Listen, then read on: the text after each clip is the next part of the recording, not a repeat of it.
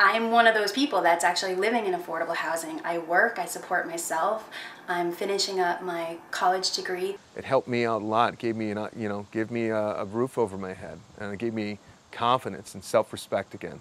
My unit fits in this community. It doesn't stick out. It's not singled out as an affordable housing place to live. The Connecticut Shoreline is a great place to live and raise a family for those of us who can afford it. Unfortunately, fewer and fewer of us will be able to afford to buy or rent a house here. The prized quality of life on the Connecticut Shoreline is in danger because affordable housing is becoming scarce. We all need to take time to learn more about the challenge we face and work towards overcoming them.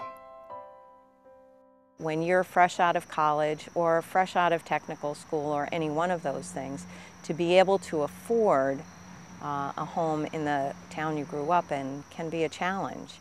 Affordable housing lets our people who grew up in the community, who want to give back to the community, stay in the community.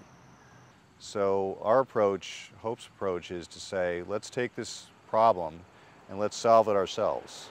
Let's put together a group of citizens that are concerned about it, that understand it, and can come up with the right place, the right location, the right design, and serve the people that they want to serve. An ample supply of housing is critical in Connecticut to keep jobs and maintain strong neighborhoods and families. But Connecticut builders have not been producing enough housing to keep up with the need. Builders are not generally building starter homes anymore. They're building large McMansions that are out of reach of most first-time home buyers, and there's almost no rental options on the shoreline. So we felt as a board, as an organization, that rental housing was really going to be our priority, and we would look for ways to support home ownership as well, but rental housing was something we felt was the real need. The challenge with affordable housing is to find abutting neighbors and a community that is receptive to either incentive zone housing or affordable housing. Ferry Crossing was an example of that. The community was very accepting of that. In 2012, a 16-unit rental community known as Ferry Crossing opened in Old Saybrook. Ferry Crossing was completed through a partnership of Hope and the Women's Institute for Housing and Economic Development on land provided by the town of Old Saybrook. It was financed by state and federal grants and a loan from the Federal Home Loan Bank. The development was designed with local architecture in mind and fits in with the current neighborhood.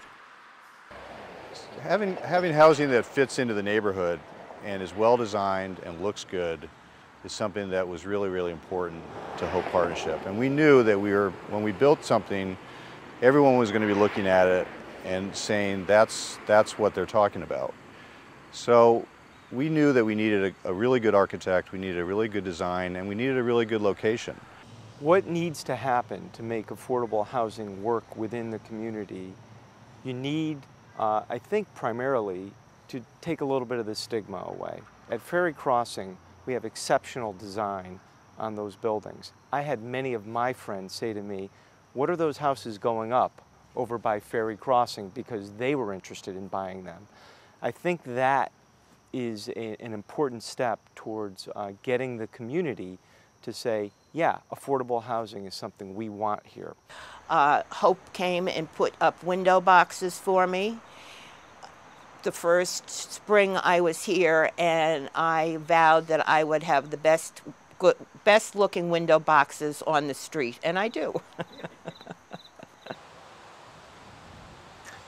Well, as soon as I moved in here, I wanted to get involved in Old Saybrook, become a part of the town. When I was with Guilford, I was active with the church. I'd even started my own community programs. And I definitely wanted to give back. So I immediately joined the volunteer fire department here in Old Saybrook.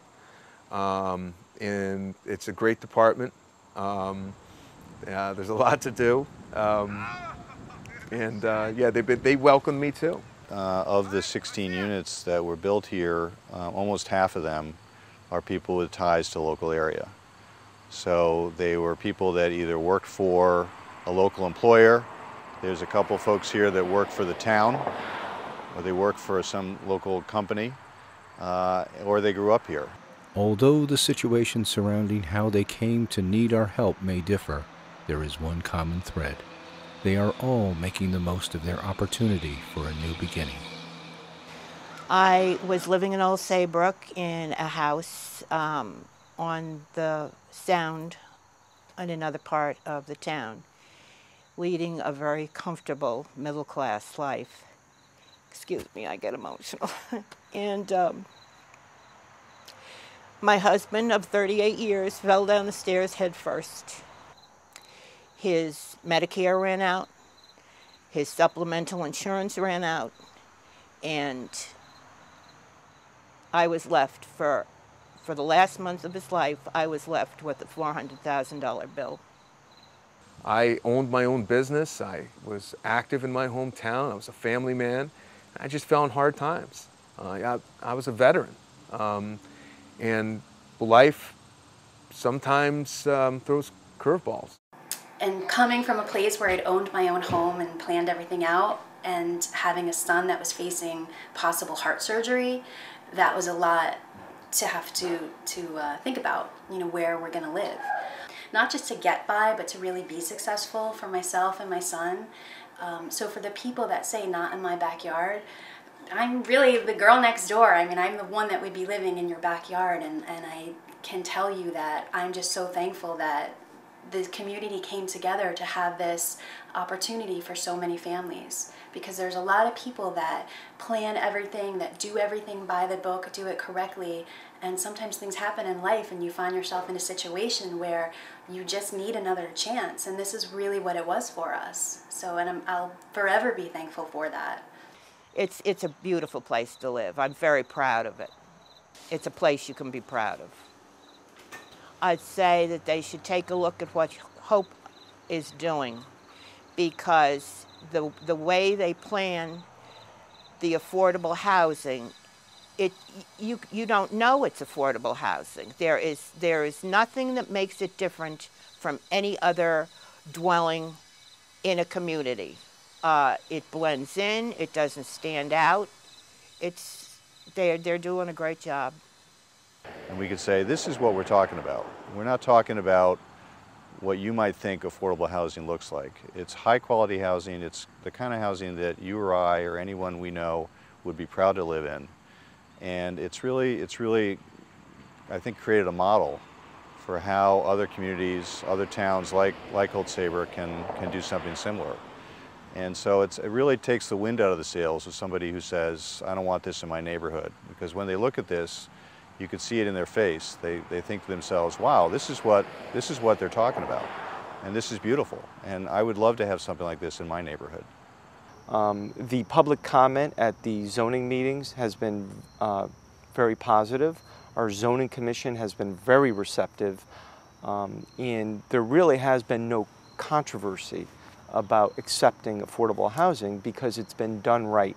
And I think with a zoning commission that is highly educated on the process, they then can communicate to the developer and to the community that this is the right thing for our community.